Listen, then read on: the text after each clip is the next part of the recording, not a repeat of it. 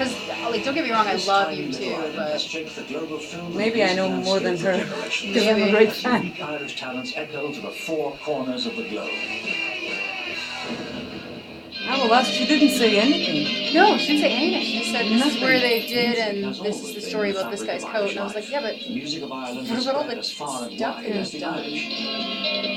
And the fact that he wears sunglasses because he's actually like going blind. 18 million Americans are watching the Clancy brothers and Tom and Macon perform on the legendary Ed Sullivan Show. Jet off to I always go to this one. Bob Dylan called Liam Clancy the best ballad singer he ever heard, and in Christy Moore, Ireland has another folk hero. Early days were spent in seminal 70s folk band Clancy, whose piece Time Dance influenced the global phenomenon river dance.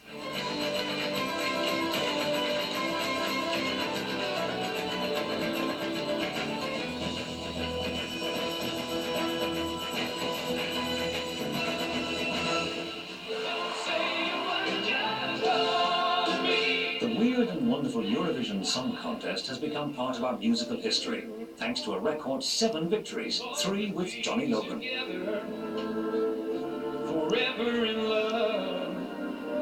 Come on, Ireland. What do you say when words are not enough? Legendary songwriter Phil Coulter has penned several Eurovision classics and toured with the man with the golden flute, James Galway. Sir James is also known to jam with a more raucous bunch.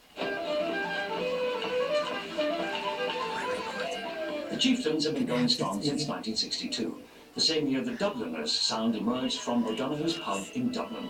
I'm a part of what was Dublin in the rare old time.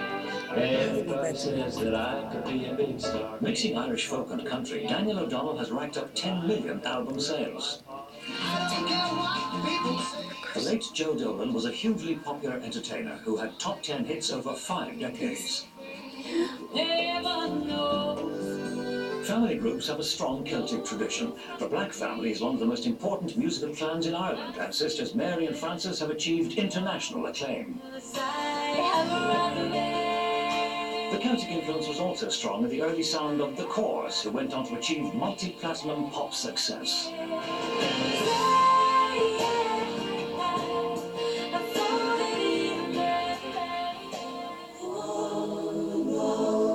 When it comes to popularizing unique Celtic rhythms, no family compares with Clonard. Millions of albums sold, solo successes, and the launching pad for the little sister who became a global phenomenon.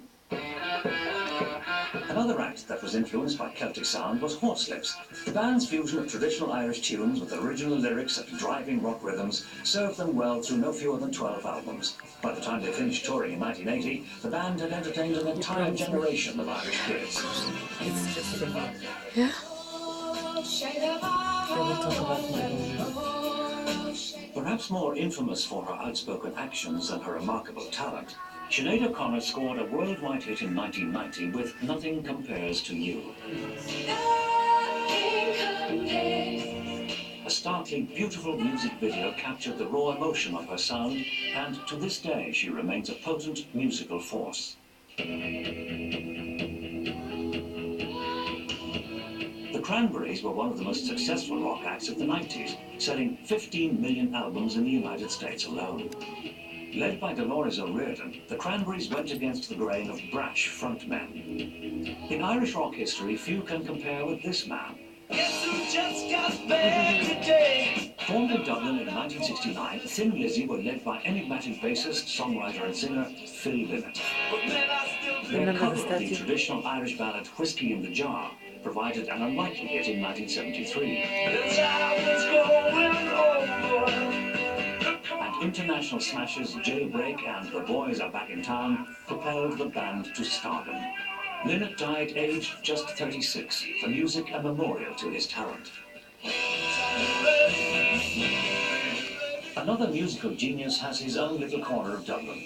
Forever at the heart of Irish rock music, a bronze statue of Rory Gallagher's Stratocaster hangs high in Temple Bar. Producing 10 albums in the 70s alone, Gallagher sold in excess of 30 million records. A true guitar great, Rory Gallagher continues to be admired by the hard-rocking masses and his musical peers, including this living legend. Well, I must remember There'll be days like this.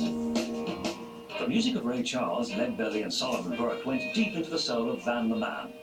Moondance and Astral Weeks rank high in the classic albums of all time. And Van Morrison continues to delight audiences with unforgettable live shows.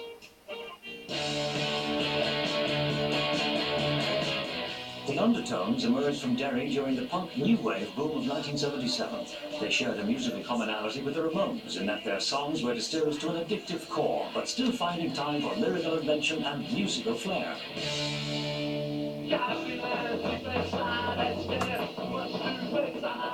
The spirit of Shane MacGowan's first band, the Nipple Erectors, lives on in the Pogues. Riotous live performances make the Pogues a must-see event, and their classic duet, Fairy Tale of New York with Kirsty MacColl, was named the best Christmas song ever by VH1. Christmas songs are important, you know.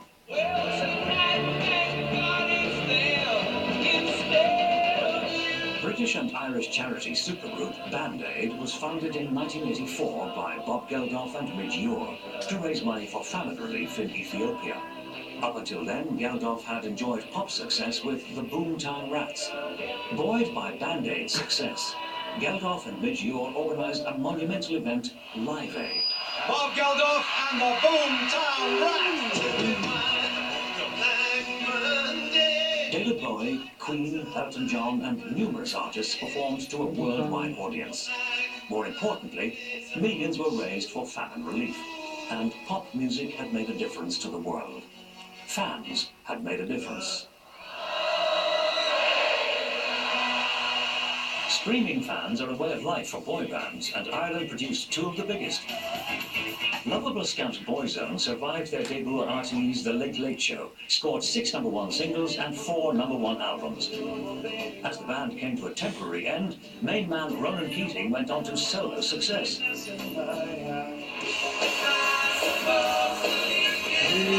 A staggering 14 UK #1s make Westlife third most successful single act in British history, trailing only Elvis and the Beatles.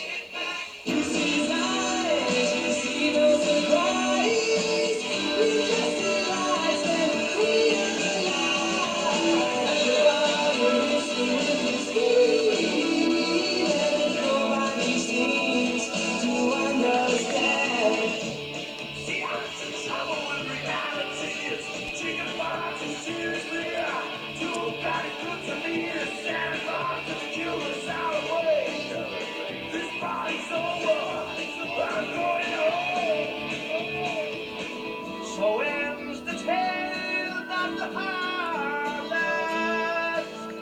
sang to the beggar man. I'll be your town, you be my room. I drive the away. I'll be your love, I'll be your love, I'll be your love. I said, oh my God, it's good to be alive.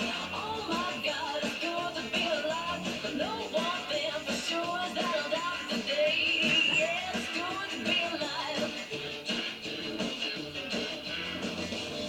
Desire was disturbed by slumber, and I forgot how it felt to want something so much that it hurts you. You wouldn't dream of anything else. Yeah, but I've got house. It takes me back to when we started house. When you let it go out and start again. House. I fall in love just a little bit. We made someone new. I fall in love just a little bit. We made someone new. I fall in love just a little bit. Every day with someone new.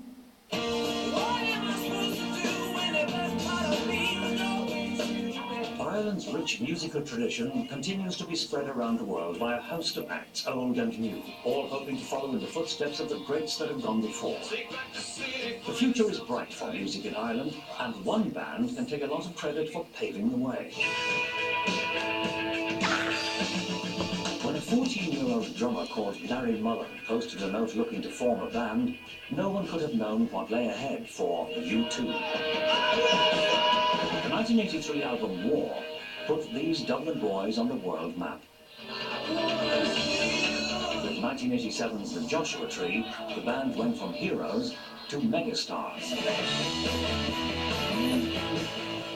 Upwards of 200 million album sales, 22 Grammy Awards, seminal live tours, and in Bono, the only person ever nominated for an Academy Award, Golden Globe, Grammy, and Nobel Peace Prize. Ireland's biggest musical export continues to enthrall millions of people the world over. They'll never forget him home.